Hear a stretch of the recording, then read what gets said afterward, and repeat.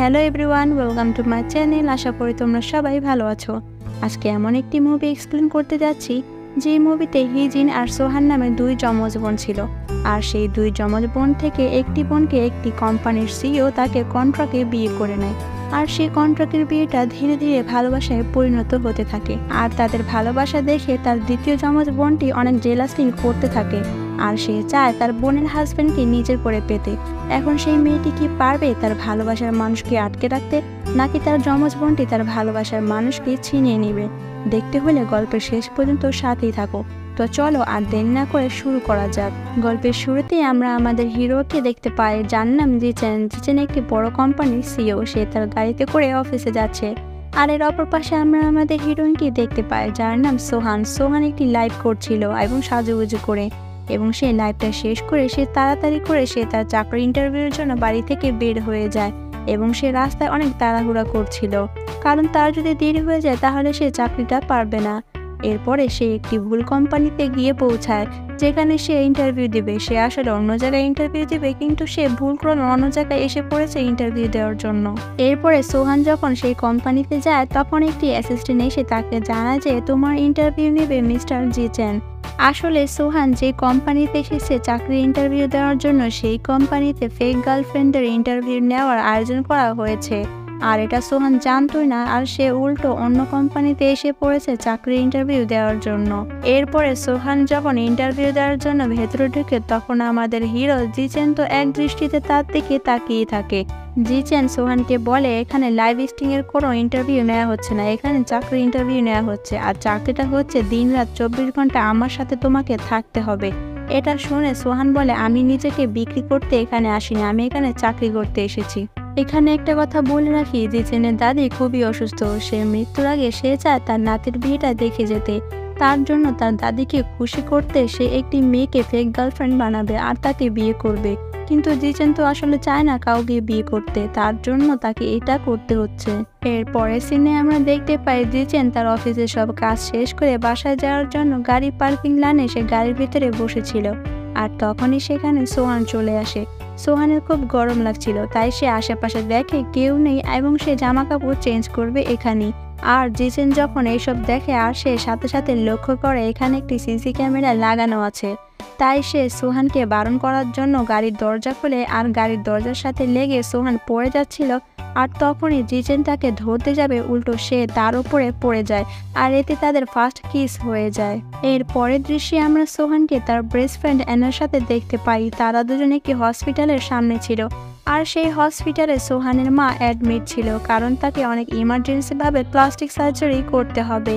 তার জন্য তার অনেক টাকার প্রয়োজন ছিল, আর সে একটি চাকরিও খুঁজছিল।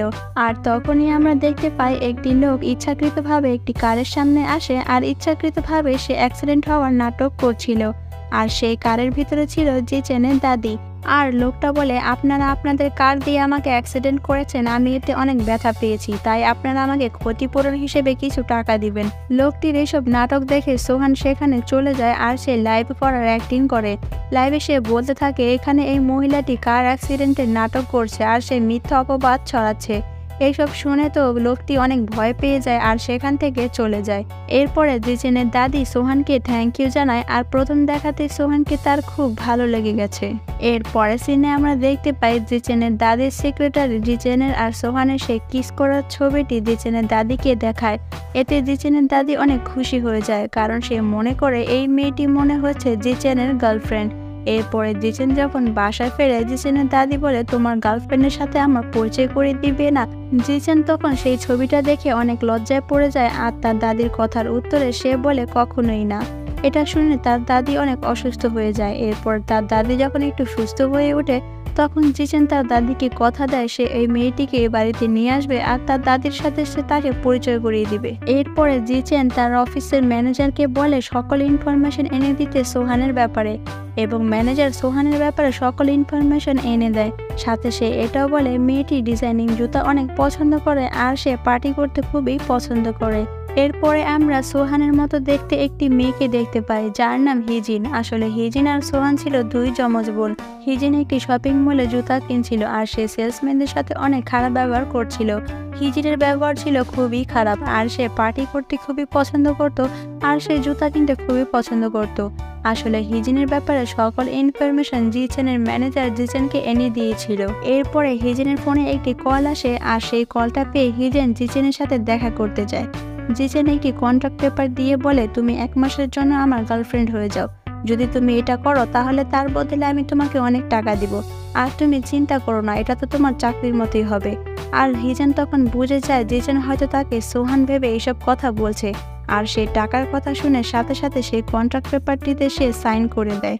এরপরে হিজেন জিচেনের সাথে দেখা করে আর জিচেনকে সেই কন্ট্রাক্টের কথা বলে যে কন্ট্রাক্টটা সে জিচেনের সাথে করে এসেছে। সোহান যখন এই কন্ট্রাক্টের ব্যাপারে জানে তখন সে সাথে সাথে না করে দেয়, সে এমনটা করতে পারবে না। কিন্তু হিজিন তাকে বোঝায় যে তাদের মা হসপিটালে ভর্তি আর তার জন্য অনেক টাকার প্রয়োজন। আর সে এটাও বলে তার চেয়ে বেশি গুরুত্বপূর্ণ হলো আমার চেহারায় প্লাস্টিক সার্জারি করতে হবে, এর জন্য আমারও অনেক টাকার প্রয়োজন আছে। তাছাড়া তুই তো আমার মতোই দেখতে, তুই জিচেনের ফেক গার্লফ্রেন্ড হয়ে যা, তার বদলে সে আমাদেরকে 1 মিলিয়ন ইয়ন দিবে। আর যদি তুই তার ফেক গার্লফ্রেন্ড না হোস, আমি যে কন্ট্রাক্টটা করেছি তার সাথে, এই কন্ট্রাক্টটা এখন ভাঙতে গেলে আমাদেরকে উল্টো তাকে টাকা দিতে হবে। আমরা এত টাকা কোথা থেকে পাবো? এর চেয়ে ভালো তুই তার ফেক গার্লফ্রেন্ড হয়ে যা। এইসব কথা শুনে সোহান তো রাজি হয়ে যায়, কারণ তাদের অনেক টাকার প্রয়োজন ছিল। এরপরে সোহান জিচেনের সাথে দেখা করতে যায় আর জিচেন তাকে শুধু বারবার হিজেনের নাম নিয়ে তার সাথে কথা বলছিল। জিচেন মনে পড়েছিল যে তার সামনে আছে সে হয়তো হিজেন, তাই সে তার নাম নিয়ে কথা বলছিল। সে তাকে বলে, আমি তোমাকে কন্ট্রাক্টে বিয়ে করব, আর তুমি ভেবো না এটা তোমার জন্য একটি চাকরির মতোই হবে। এই কন্ট্রাক্টের বিয়ের কথা শুনে সোহান তো অনেক অবাক হয়ে যায় আর সে এটা করতে চায় না, কিন্তু সে তাকে বলে, আমি তোমাকে আরো বেশি টাকা দিব। এরপরে সে রাজি হয়ে যায় আর সোহান কন্ট্রাক্ট পেপারে সাইন করে দেয়। এরপরে জিচেন সোহানকে নিয়ে তাদের বাড়িতে আসে তার দাদির সাথে দেখা করানোর জন্য। তার দাদি তো আরো আগে থেকে সোহানকে অনেক পছন্দ করেছে আর সে এটা দেখে আরো বেশি তাকে পছন্দ করে ফেলেছে, কেননা সে তার নাতির বউ হবে। এরপরে জিচেনের দাদি সোহানকে বলে, তুমি কাল থেকে আমাদের বাসায় শিফট হয়ে যাও, তুমি এবার থেকে জিচেনের সাথেই থাকবে। এটা শুনে সোহান তো অনেক অবাক হয়ে যায়। এরপরে তার দাদি বলে, তোমরা কবে বিয়ে করবে? তোমরা কালকেই বিয়ে করে নাও। এসব কথা শুনে তো সোহান আরো বেশি অবাক হয়ে যায়। এরপরে সোহান জিচেনকে বলে, আমি যে তোমাকে বিয়ে করব এটা কন্ট্রাক্টে লেখা ছিল, কিন্তু আমি যে তোমার বাড়িতে এসে থাকবো এটা তো কন্ট্রাক্টে লেখা ছিল না, আমি তোমার বাড়িতে এসে থাকতে পারবো না। এটা শুনে জিচেন বলে, আমি তোমার বস আর আমি যেটাই বলবো তোমাকে সেটা করতে হবে। আর তুমি চিন্তা করো না, আমার দাদি একটু সুস্থ হয়ে উঠলে আমি তোমাকে তোমার কন্ট্রাক্টের টাকা দিয়ে দেবো আর তুমি এখান থেকে চলে যেও। এর পরের দৃশ্যে আমরা দেখতে পাই সোহান তার বেস্ট ফ্রেন্ডের কাছে এই সব কিছু শেয়ার করে আর তার বেস্ট ফ্রেন্ড তাকে কিছু যন্ত্রপাতি দেয় আর বলে, জিচেন যদি তোর সাথে কোনো কিছু করার চেষ্টা করে তাহলে তুই এইগুলো দিয়ে নিজেকে নিরাপত্তা দিতে পারবি। এরপরে আমরা দেখতে পাই সোহান তার জিনিসপত্র নিয়ে জিচেনের বাড়িতে চলে আসে। এর পরের দৃশ্যে আমরা সেদিনের রাতের সিন দেখতে পাই, যেখানে সোহান সোফায় ঘুমিয়েছিল আর জিচেন তো খাটে ঘুমিয়েছিল। কিন্তু জিচেন সোহানের এই নড়াচড়া দেখে সে ঘুমোতেই পারে না। সোহান সারা রাত ভরে এপাশ ওপাশ করতে থাকে। এরপরে সোহান যখন এক পাশ থেকে আরেক পাশে ঘুরতে যাবে তখনই সে সোফা থেকে পড়ে যাবে আর তখনই জিচেন এসে তাকে ধরে ফেলে। জিচেন তো তাকে অবাক দৃষ্টিতে তার দিকে তাকিয়ে থাকে। এর পরের সিনে আমরা দেখতে পাই সোহান আর জিচেন তারা মিথ্যা বিয়ের ছবি তোলার জন্য স্টুডিওতে আসে। তখন তারা দুজনে এত সুন্দর করে সেজে গুজে আসে যে একে অপরের দিকে অবাক দৃষ্টিতে তাকিয়ে থাকে, যেন দেখে মনে হচ্ছিল তারা দুজনে একে অপরের প্রেমে পড়ে গেছে।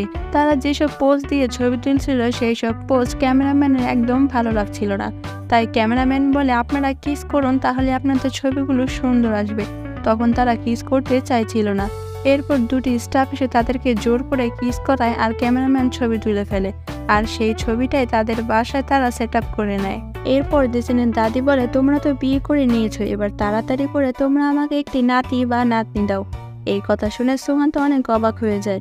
এর পরের দৃশ্যে আমরা দেখতে পাই জিচেন যখন অফিসে ছিল তখন তার কাজে মন ছিল না, সে শুধু বারবার সোহানের কথাই মনে করছিল। সোহানের সেই সুন্দর চেহারাটির কথা বারবার সে মনে করছিল আর সে মুচকি মুচকি হাসছিল।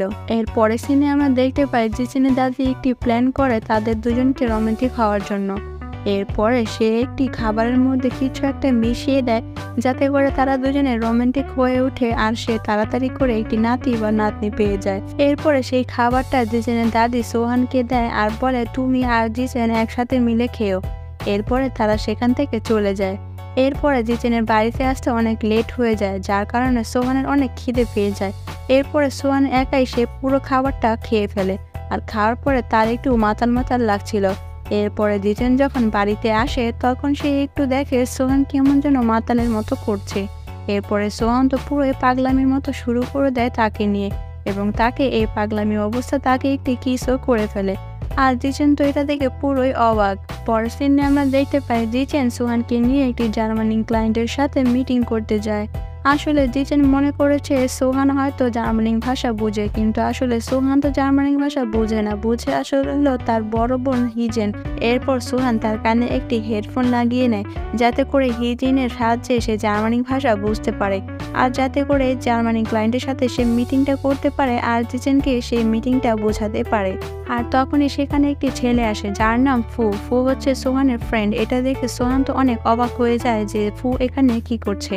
এরপরে আমরা দেখতে পাই যখন মিটিং শেষ হয় তখন ফু সোহানকে তার সোহানের নাম ধরে ডাকে আর বলে আমি সব কিছুই জানি, তুমি জিচেনের সাথে হিজেন সেজে কেন নাটক করছো, তুমি কি জিচেনকে ভালোবাসো? এইসব কথা যখন বলছিল আর তখনই সেখানে জিচেন চলে আসে। জিচেন এসে তাদের দুজন কেমন অবস্থায় দেখে সে অনেক রেগে যায় আর অনেক জেলাস ফিল করতে থাকে। এরপরে সে তাকে জোর করে সেখান থেকে নিয়ে আসে। এর পরের সিনে আমরা দেখতে পাই জিচেনের অফিসে একটি নতুন মেয়ে এসেছে যার নাম ল্যান। ল্যান হচ্ছে জিচেনের স্কুল ফ্রেন্ড, কিন্তু ল্যান জিচেনকে অনেক পছন্দ করে তাই সে ল্যানের এই অফিসে নতুন জব নিয়েছে। এর পরের সিনে আমরা দেখতে পাই সোহান জিচেনের জন্য খাবার রান্না করে নিয়ে এসেছে বাসা থেকে। এরপরে টেবিলে যখন খাবার রাখতে যাবে তখন একটি ফাইল নিচে পড়ে যাচ্ছিল আর তখনই জিচেন সেটাকে ধরে ফেলে আর তখনই তাদের একটি রোমান্টিক সিন ক্রিয়েট হয়। এরপরে তারা দুজন মিলে একসাথে খাবার খাবে আর তখনই সেখানে ল্যান চলে আসে। ল্যান তাদের দুজনকে দেখে অনেক জেলাস ফিল করতে থাকে। এরপরে সোহান যখন বাসায় ফিরে যায় তখন জিচেনের দাদির কাছে সোহান সবকিছু খুলে বলে। জিচেনের দাদি তখন তাকে একটা বুদ্ধি দেয় জিচেনের অফিসে তাকে চাকরি নেওয়ার জন্য, যাতে করে সারাক্ষণ সে জিচেনের আশেপাশেই থাকতে পারে। পরের সিনে আমরা দেখতে পাই জিচেনের অফিসে সোহান তার পার্সোনাল অ্যাসিস্ট্যান্ট হিসেবে কাজে জয়েন করে। এটা দেখে জিচেন অনেক খুশি হয়ে যায় কিন্তু তাকে বুঝতে দেয় না।